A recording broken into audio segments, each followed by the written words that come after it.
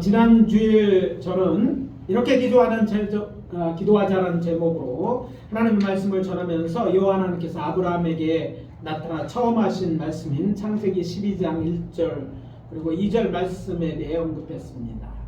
여호와께서는 그에게 너의 고향을 떠나 내가 지시할 땅으로 가라고 하시면서 이렇게 말씀하셨습니다. 내가 너로 큰 민족을 이루어 내게 복을 주어 내 이름을 창대하게 하리니 너는 복이 될지니라.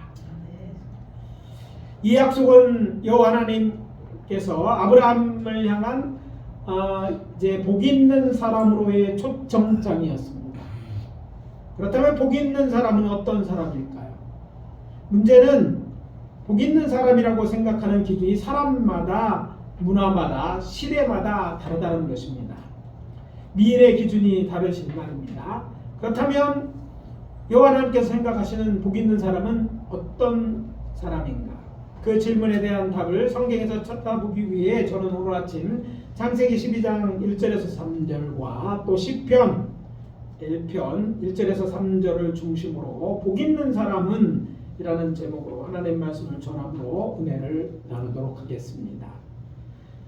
첫 번째 메시지입니다. 아브라함은 복 있는 사람의 표본이다. 따라해봅시다. 아브라함은 복 있는 사람의 표본입니다.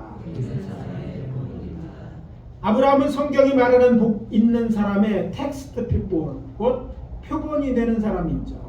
표본이란 단어의 사전적 의미가 무엇입니까? 본보기나 기준이 될 만한 것이고 또 그가 사람이니까 바로 복 있는 사람은 아브라함 같다라고 말하는 것과 같습니다. 그런데 여호와 하나님께서는 이 사실을 세상 모든 사람이 알도록 아브라함이 하나님으로부터 이 계시를 들을 때부터 시작해서 그의 나이 175세 그의 나이 높고 늙어서 기운이 다하여 죽을 때까지 성경의 첫 번째 책인 창세기에 무려 13장에 걸쳐 기록해 놓았습니다.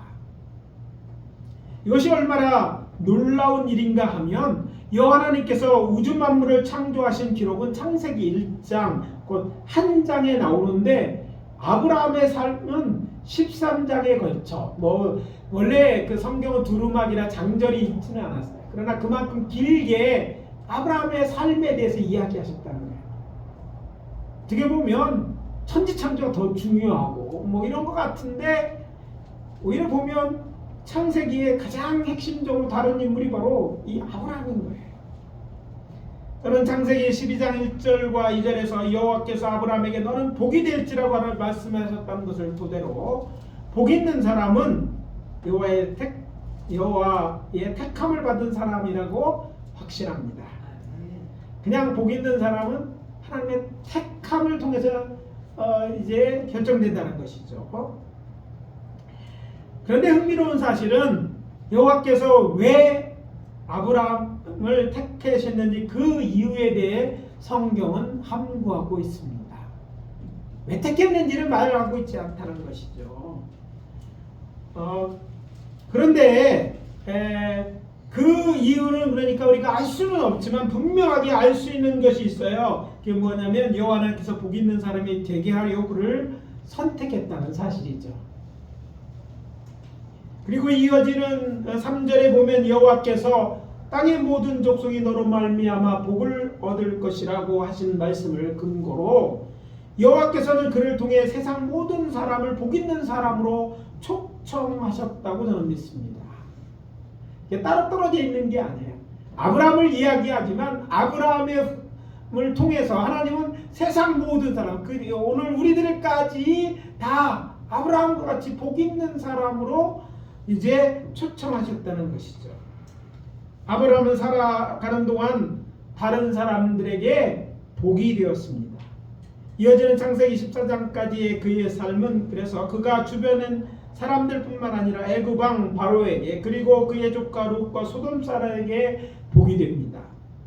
이것을 확인시켜주는 사건이 그가 요르단 계곡 쪽에 있는 5 도시 국가가 연합하여서 이제 소돔 고모라 있는 이 지역을 이제 공격해 왔고 또 그곳에 있는 사람들을 붙잡아가고 재물 이런 것들을 빼앗아 갔는데 이때 조카 롯까지 붙잡혀갔습니다. 그런데 이 사람들과 재물을 찾아온 사람이 바로 아브라함이죠.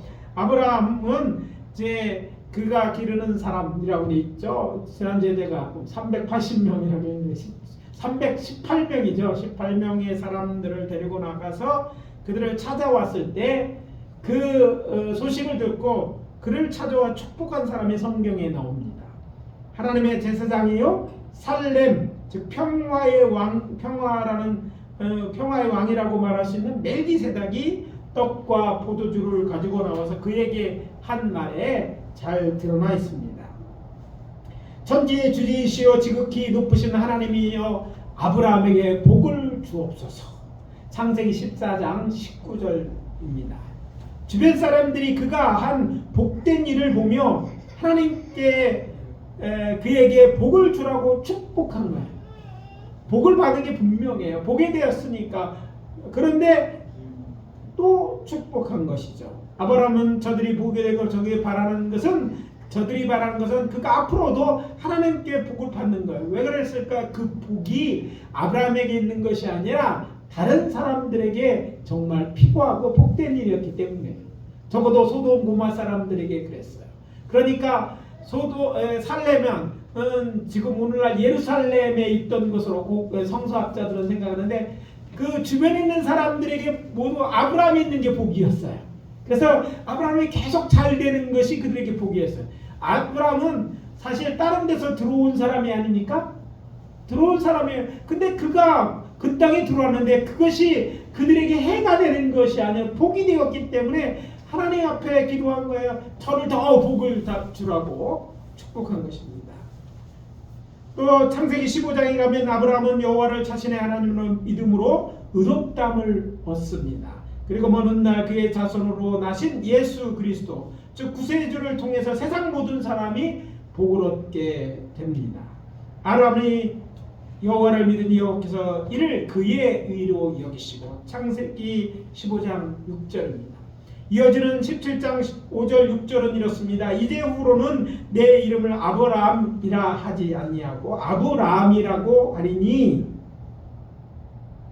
이는 내가 너를 여러 민족의 아버지가 되게 합니다. 한 민족의 여러 민족의 아버지가 되겠다. 그리고 여호와께서 말씀하십니다. 아브라함은 강대한 나라가 되고 천하 만민은 그로 말미암아 복을 받게 될 것이 아니냐. 내가 그로 그 자식과 권속에게 명하여 여호와의 도를 지켜 공의와 정의를 행하게 하려고 그를 택하였나니 이는 나 여호와가 아브라함에 대하여 말할 일을 이루려 함이라. 창세기 18장 18절 19절. 이때 가서야 드디어 택한 이유를 말씀하시는 거예요. 그로 복되기 위해서 어떻게 한다? 많은 사람들이 천하 만민 세상에 있는 모든 사람이 복을 받게 할 것이고 복받은 그들로 하여금 어떻게 여호와의 여러 말씀대로 살게 하고 또 그래서 정의를 행하게 하려고 그리했다 말씀하신 거예요. 신약성경으로 마태복음 1장 1절과 2절입니다. 아브라함과 다윗의 자손 예수 그리스도의 계보라. 아브라함이 이삭을 낳고 또 이어지는 16절입니다. 야곱은 마리아의 남편 요셉을 낳았으니 마리아에게서 그리스도라는 칭하는 예수가 나니라.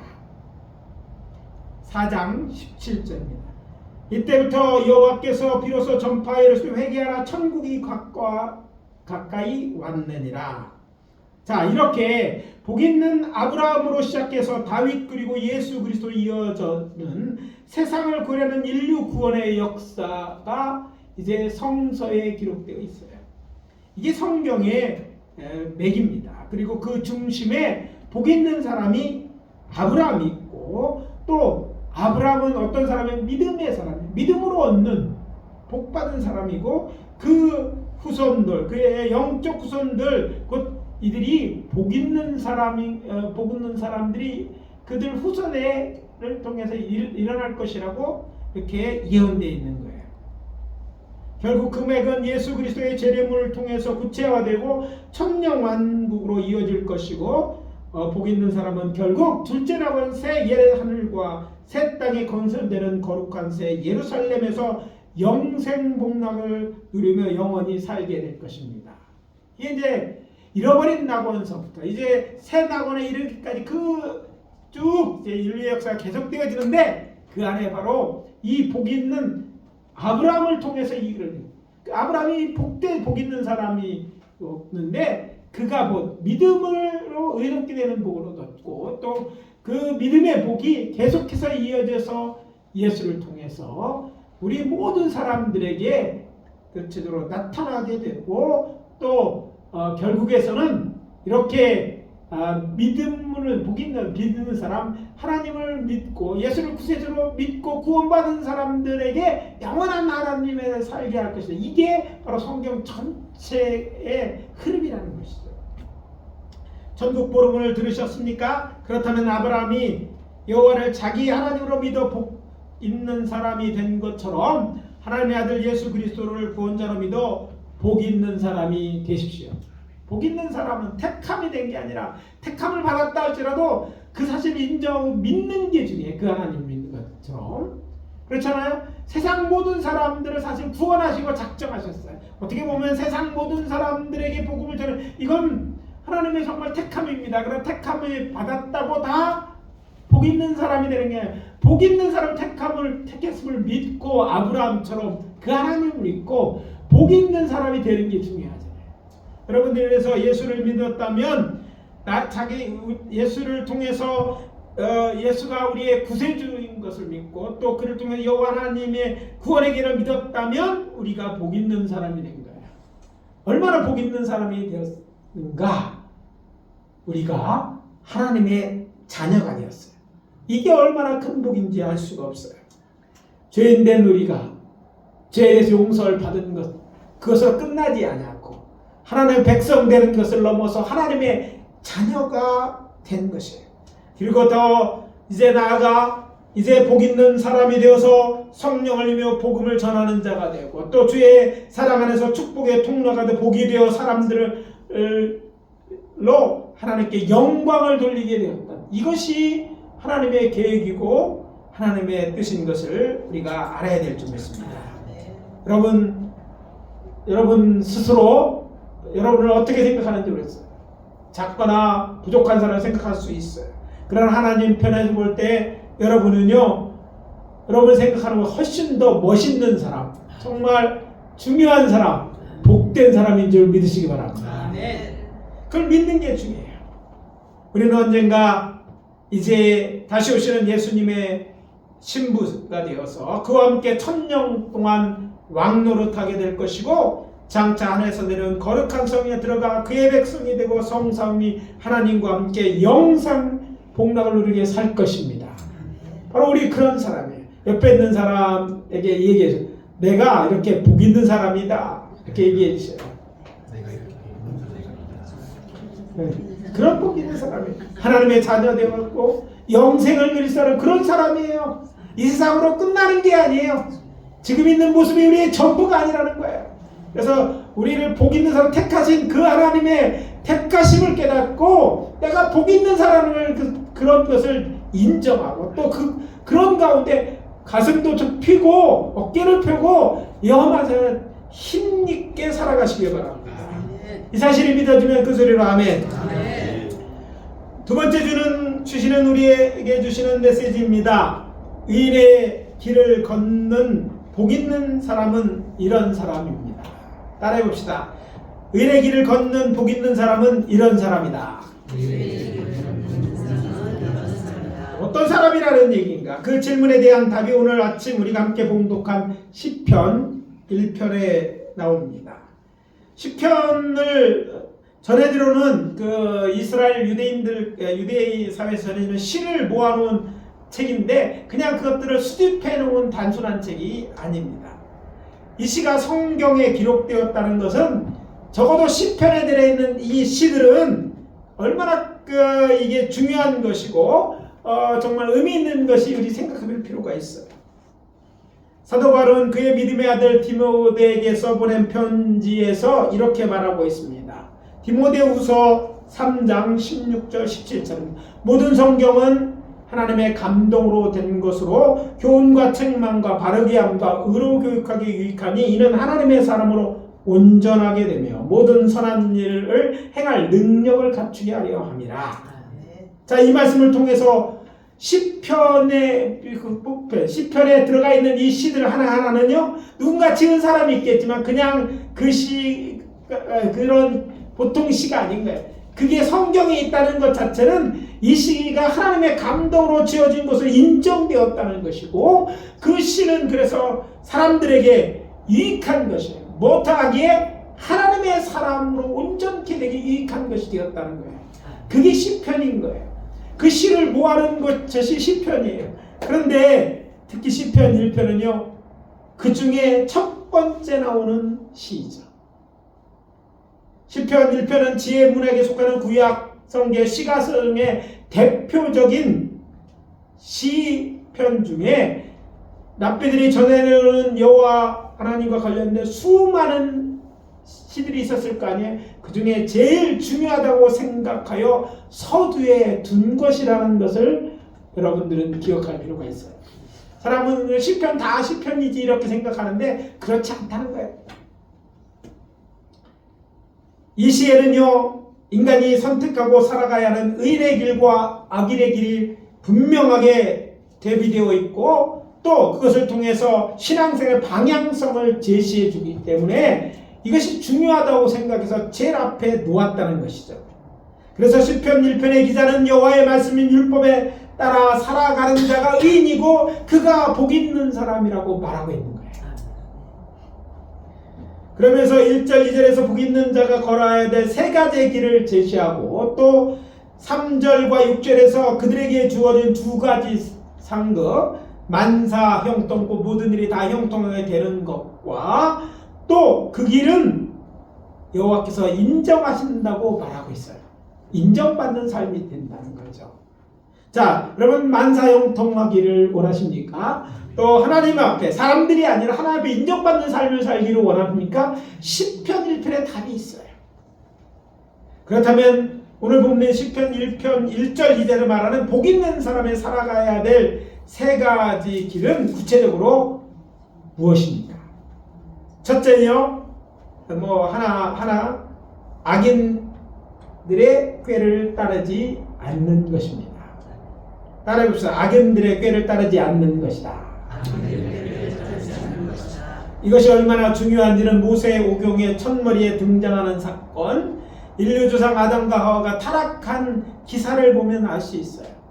악한 영의 괴수인 사탄이 곧 옛뱀이 꿰매에 빠진 하와는 여호와 하나님께서 아담에게 하신 말씀 곧 최초의 명령이요, 또 에덴 동산에서 아담에게 주어진 단 하나의 계명, 여러 가지 있었던 게 딱 하나였어요. 선악을 알게 하는 나무 열매를 먹지 말라는 그 말씀을 어기고 그 열매를 먹고 남편인 아담에게 또 주어서 죄를 짓게 합니다. 이 이야기를 읽는 대부분의 사람들은 이렇게 생각합니다. 악인의 말을 들어서는 안 된다. 맞는 말입니까? 틀린 말입니까? 이게 맞는 말입니다. 그러나 그것만으로 충분하지 않습니다. 악인의 꾀를 따라 살지 않아야 합니다. 시편 기자가 복 있는 사람은 악인의 꾀를 따르지 않는다는 말을 히브리어 원어로 이제 보면 이렇습니다. 자, 여기서 이제 그 히브리어 원어 보면 히브리 동사 할라크라는 동사가 나오는데, 이게 가다, 걷는다, 산다 이런 의미를 가지고 있어요. 근데 그 앞에 부정부사에는 로는 영어 노하고 비슷하죠. 로라는 걸 부르면 안 된다는 거죠. 안 된다는, 그래서 로할라크라고 쓰여져 있죠. 로할라크, 곧 악한 또는 사악한 권고들, 또 꾀를 따라 걸어가지 않는다. 이런 꾀를 따라 걸어가지 않는다는 거예요. 다른 말로 그런 꾀를 따라 살지 않는다는 말입니다. 걸어간다고 된다는, 걸어간다는, 인생을 걸어간다는 그런 의미로 이제 산다는 말도 같이 의미로 쓰였다는 것이죠. 참고로 개역개정 성경 번역자는 사악과 권고를 하는 자를 악인으로 보고 이렇게 번역했습니다. 악인의 꾀를 따르지 아니하며. 그런데 원문에는 그렇게 되어 있지 않았어요. 그냥 그 주체가 누군지 밝히지 않고 사악한 권고들이라고 이렇게 했어요. 그 사람을 죄짓게 하는 악한 권고들이라고 설명하고, 악한 권고를 따르지 않는다. 악한 자들의 꾀가 아니라 그 악한 권고를 따르지 않는다고 되어 있어요. 이것은 무엇을 의미하냐면 바로 사람을 죄짓게 하는 악한 권고의 주체가 악한 영들, 마귀나 또 귀신들 또는 악이 될 수도 있고 또는 악인들이 될 수 있어요. 그러니까 그 주체가 사람일 수 있고 영일 수 있어요. 중요한 것은 그 사악한 꾀를 복 있는 사람들은 따라 살지 않는다. 그런 말인 것이죠. 그래서 쉽게 풀어보면 경건한 사람, 특히 복 있는 사람은 저들의 사악한 꾀에 빠져 죄를 지어서는 안 된다 하는 그런 메시지를 담고 있는 것입니다. 그렇다면 아담이나 하와는요, 사단이나 악인이 된 아내의 꾀에 어떻게 했다면 죄를 짓지 않았을까 한번 생각해 보셨는지 모르겠어요. 그 방법에 대해서 구체적으로 성경에 언급되어 있지는 않지만 그 방법을 유추해 볼 수는 있습니다. 저는 그 답을 옛뱀고 사단이 하와를 꾀인 사건에서 찾아보았습니다. 왜냐하면 여호와께서 이 사건을 성경에 기록한 것은 단순히 저들이 타락한 과정을 기술한 것이 아니라 어떻게 하면 하나님의 사람들이 악한 영이나 사람의 꾀에 빠지지 않을 수 있는가에 대한 답을 찾아 알게 하기 위해 써놓았다고 생각하기 때문입니다. 그래서 제가 발견한 것이 이게요. 하와는 사단의 거짓말을 분별해내지 못했기 때문에 죄를 지었다는 거예요. 자, 그가 하는 말이 거짓말인지 분별해냈다면, 그가 알았다면 그 말에 따르지 않았을 거라는 것이죠. 그녀는 아담으로부터 선악을 알게 하는 나무 열매에 대해서 들었을 거예요. 내용을 보니까 말한 걸 보면 들었던 게 분명해요. 그럼에도 불구하고 그 말을 자세히 그가 이제 하와와 옛뱀과의 대화 속에 보면 그가 그 말씀을 정확하게 기억하지 못했다는 것을 우리는 알 수 있어요. 그 결과, 이게 정확하게 기억하지 않는 결과 뭘 낳았으면 그가 죄짓게 되는, 사탄이 그걸 빌미로 해서 거짓말을 하고 그를 넘어치는 빌미를 제공하죠. 또 하나, 그는 단순히 따먹지 말라는 것만 생각해 따먹었을 때 그 결과에 대해서 심각하게 생각해 보지 않은 것 같아요. 자, 하나님 말씀을 어기면 이게 보통 사람들이 권합니다. 이거를 하고 못하는 게 아니라 그래서 어떤 하나님의 말씀을 하지 않았을 때 그 결과에 대해 그 결과가 얼마나 심각한 건지 생각하지 않는 거예요. 이거 예수 믿는 사람들, 많은 성도들이 신앙이 열악했을 때 범하는 잘못 중에 하나가 바로 이건 거야. 하나님의 말씀을 어기면, 하지 않으면 그것으로 말미암아 얻게 될 결과를 생각하지 않는다는 거예요. 단순 무식하다라고 표현하기는 좀 그런데 너무 단순했던 것 같아요. 따먹자면 그러면 안 되지, 이 정도였어요. 결국 하나님께서 그 말하신 내용을 잘 보면 어떻게 돼요? 먹는 날은 정령 죽는다고 해요. 영원히 살 수 있는데 죽는 사람이 되는 거예요. 그리고 나중에 보면 그냥 죽는 게 아니라 애동생 그냥 살면서 나이 들어 죽는 게 아니에요. 쫓겨나는 거예요.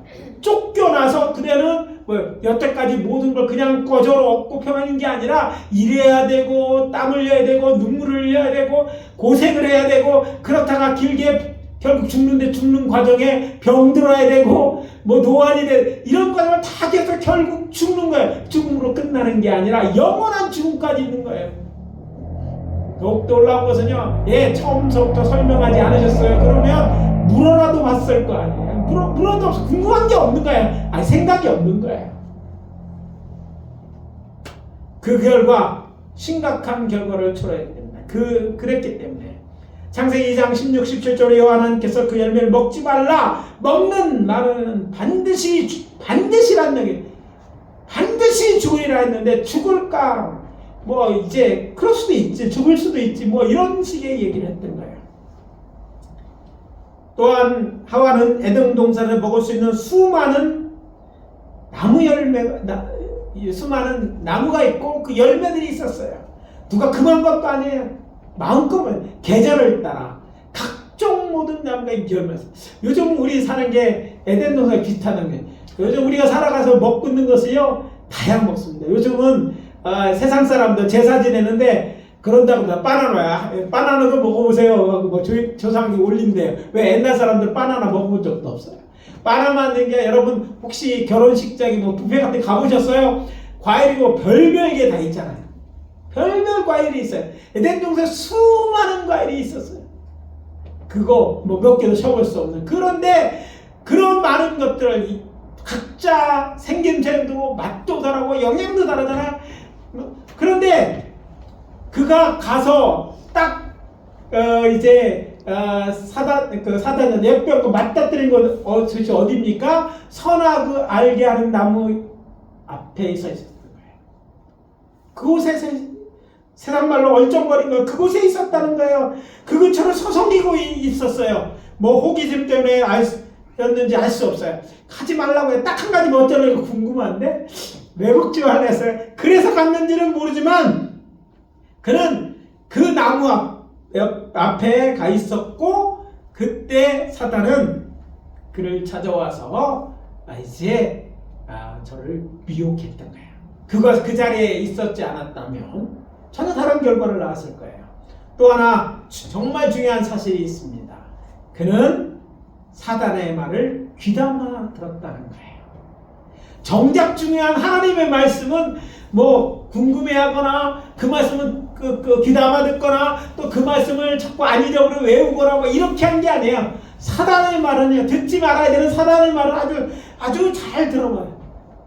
그리고 그 말을 듣고 그제서 이제 선악을 알게 한 나무를 보게 되었을 때 유혹에 빠져서 결국 죄를 짓게 되었다는 것입니다. 그래서 악한 영이나 악인들의 꾀에 빠지지 않는 복 있는 사람으로 살아갈 수 있도록 성도 여러분들에게 권고합니다. 먼저 복 있는 사람입니까? 그렇다면 하나님의 말씀인 성경을 많이 읽고 암송하고 공부해서 하나님의 말씀을 잘 아는 자가 되십시오. 주일 한 번 설교 오는 것으로 충분하지 않아요. 한 번 듣는 거 얼마나 기억하십니까?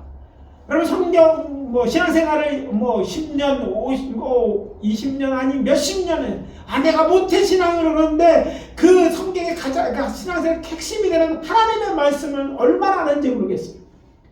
참으로 안타까운 건 오늘 한국교회 문제의 핵심에는 예배 중심의 우리 한국교회 신앙이 있어요. 그냥 주일날 예배하면 다야, 된 거야. 신앙생활이 그것이 아니에요. 우리 신의 기독교는요, 말씀을 내서 공부하고 아는 거 든든한 이 핵심이에요. 우리가 하나님 말씀, 하나님에 대해서 알고 하나님이 무엇이 왜 하나님 말씀대로 살려면 그 말씀이 무엇인지 알아야 되잖아요. 그런데 그런 노력도 없이 말씀대로 어떻게 삽니까? 그러니까 많은 신앙인들 신앙이 흔들리고 작은 시험에도 넘어지고 이단에 잘 빠지는 거야. 공부해 본 적도 없어. 뒤에 손이 탄 얘기 들어보니까 이게 뭔지 분별해 주면 그래서 빠지는 거예요. 여기 본문에 경고하는 것처럼 악한 영이나 악한 자의 말은 기울여 듣지 말고 대신 뭐 해야 돼요? 성실한 목회자나 신앙생활이 깊은 사람과 많이 대화하고 말과 행동이 동일한 사람과 사귀고 또 세상 이야기는 또 귀를 기울여 듣지 마시기 바랍니다. 특별히 거짓말하는 사람, 매사를 부정적으로 생각하는 비성적인 이념을 사로잡은 사람들과 말을 섞지 않는 것이 좋습니다. 특히 아담의 선악과를 따먹고 죄지은 일이 우리에게 주는 강력한 경고의 메시지가 여기 있습니다. 그것은 아무리 내가 사랑하고 아끼는 친구 또는 가족의 권유를 할지라도 무엇인가를 결정하기 전 먼저 이게 하나님 말씀에 맞는 말인지 부합하든지 그 조언을 잘 살피고 따르는 거야. 참 아담은요 죄 짓는데 너무 쉽고도 간편하게 주었더니 먹었다. 다른 얘기가 없어요. 아무 생각이 없어요. 그 말씀을 맡은 거 이게 무슨 열매야? 그 하나님은 하지 말라고 한 거 아니야? 적어도 그 정도를 했어야 되잖아요. 얼마나 하와를 잘 믿었는지를 알 수 없는데 부인이니까 사랑하니까 뭐 믿고 먹었는지 모르지만 결국 그게 자기뿐만 아니라 다 그래. 그가 정말 깨어 있었다면 물었고 그것이 아닌데 이러면 안 되지. 그러고 나서 하나님 앞에 사랑하는 그랬으면 막 뭐 눈물 흘려서 하나님 하와가 제가 잘못한 겁니다 막 이런 내용이 나와야 되는 거 아니겠어요? 전혀 그런 생각이 없어. 생각이 아무것도 없어. 여러분 아무 생각 없이 신앙생활하는 게 잘하는 게 아니에요. 저희 교회에 뭐 가르치는 게 많죠. 근데 왜냐면 정말 이 마지막 때는 정말 성경 말씀을 잘해야 되는 때를 살고 있어요. 왜? 유혹이 많은 때이기 때문에 그렇지. 요즘 세상에는 진리를 왜곡하여 말하고 행동하는 장로, 집사, 뭐 권사들이 많습니다. 성경책 부록에 있는 것 같은 말을 하는 사람들이 있어요. 자기 생각을 말하는 거예요. 성경만 막 섞어서 이해하는 거예요. 뭐가 진리인지 몰라요. 그러니까 잘 모르는 사람들 그냥 따라하고 듣고 그런 줄 아는 거예요. 심지어는 성서학자, 교수들, 목회자들도 잘못 가르치는 사람이 있어요. 여러분 사탄이 특별히 친선사 이런 데 보면요 목사였던 사람들이 거기서 뭔가 하잖아요. 장로, 권사, 장로님도 있대, 목사님도 있다니까 다 그런데 여러분 그렇다 할지라도 그렇다 할 때 그들이 정말 참 목자인가 또 성경이 그런가 그냥 무덤대로 그냥 따르다가는요 멸망의 길을 갈 수 있는 거예요. 특별히 요즘은요 인공지능의 세대라고 말하잖아요. AI. AI애들은 제가 첫 번째 들은 AI에 대해 여러 말을 들었는데 가장 심각하게 들은 말씀은요 AI 말을 100% 믿지 말라는 거예요. 공학 박사가 하는 얘기가 그렇더라고요. 왜? AI가 살살 거짓말을 한다는 거예요. 이게 이미 밝혀진 사실이에요. AI는요 여러 말을 종합해서 자기가 말하는 게 아니라 섞어서 그 중에 그럴듯하게 말을 만들어서 주는 거예요. 그럴듯하게 말하는 거예요. 그리고 틀렸다고 하면 그가 좋아하는 말을 해줘.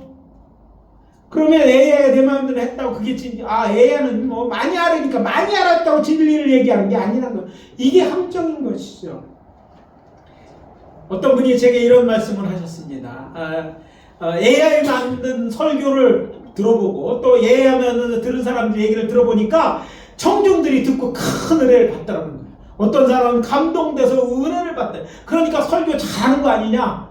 아주 목사들 앞으로 걱정이 돼. 그렇게 얘기하더라고요. 왜? AI 설교보다 설교를 갖다 해야지 뭐 이렇게 감동 여기 뭐 또 와서 듣겠어? 뭐 이런 식으로 얘기를 하더라고요. 참 걱정되는 이야기였어요. 여러분 경계해야 됩니다. 하나님의 말씀이 아니라면 아무리 은혜롭고 감동이 온다 할지라도 그것은 은혜가 아니라 유혹이에요. 근데 오늘날 우리 한국교회 특별히 많은 성도들이 성경을 너무 모르니까 거짓말인지 진실은 몰라.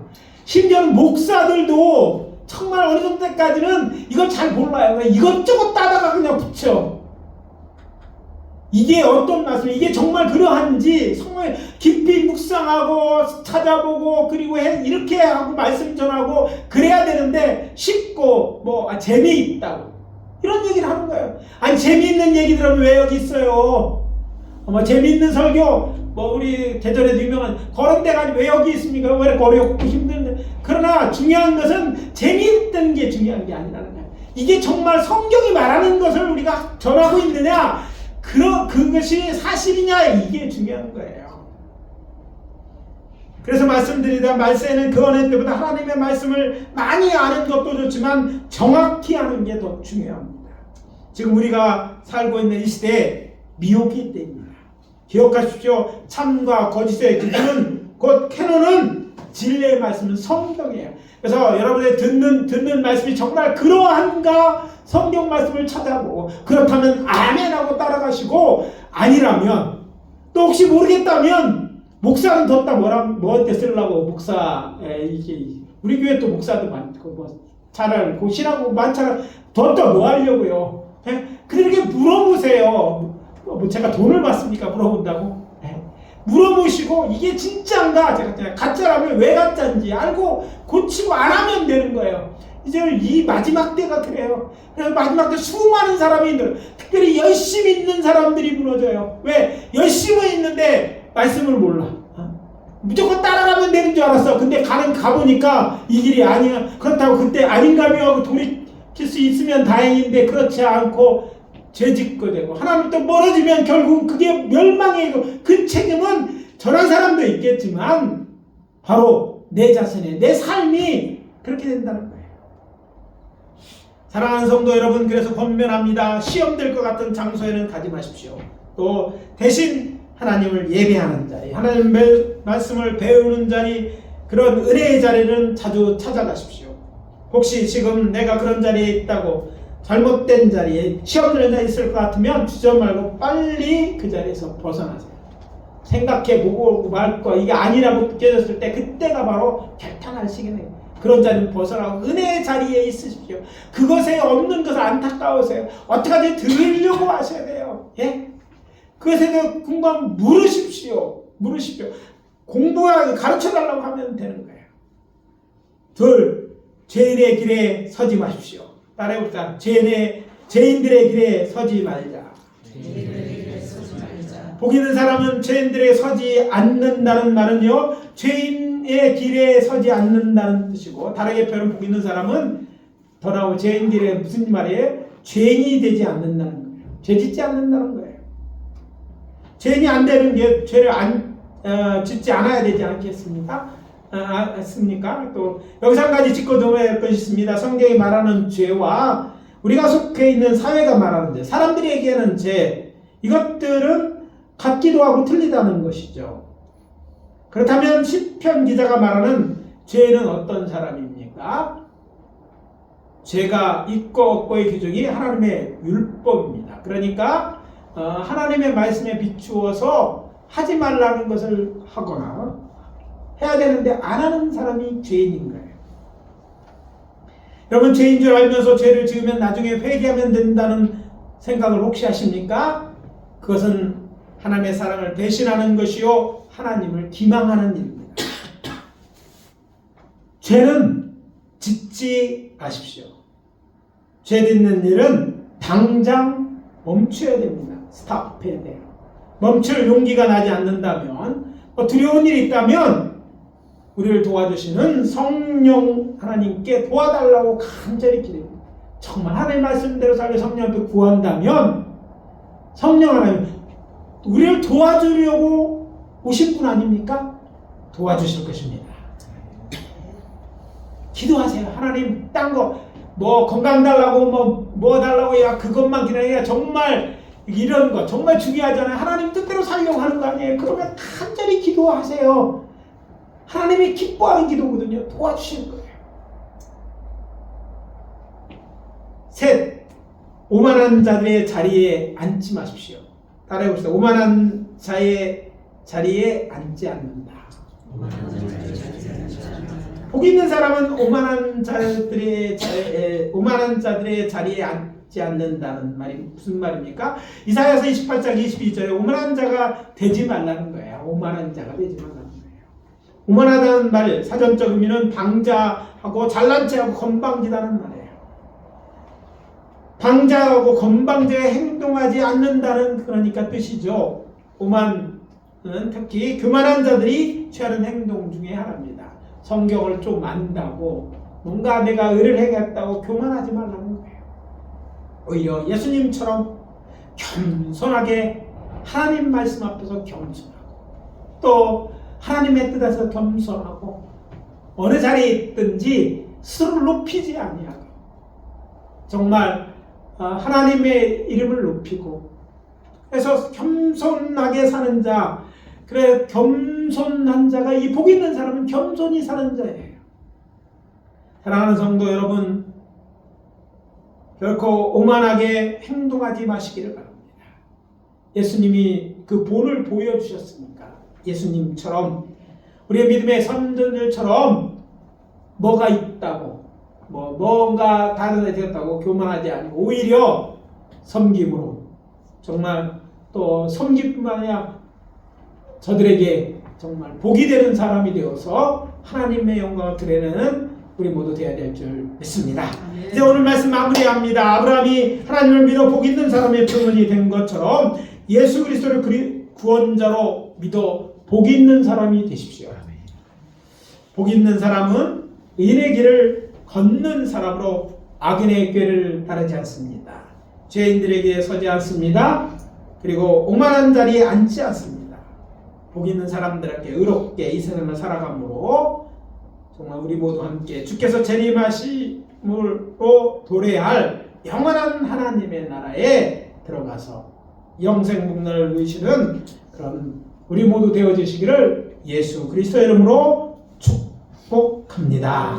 기도합니다. 아버지 하나님, 주의 은혜와 사랑을 감사합니다. 오늘 말씀을 통해서 우리에게 복 있는 사람으로 초청되었음을 알게 하시고 또 복 있는 사람으로 살도록 권유하시니 감사합니다.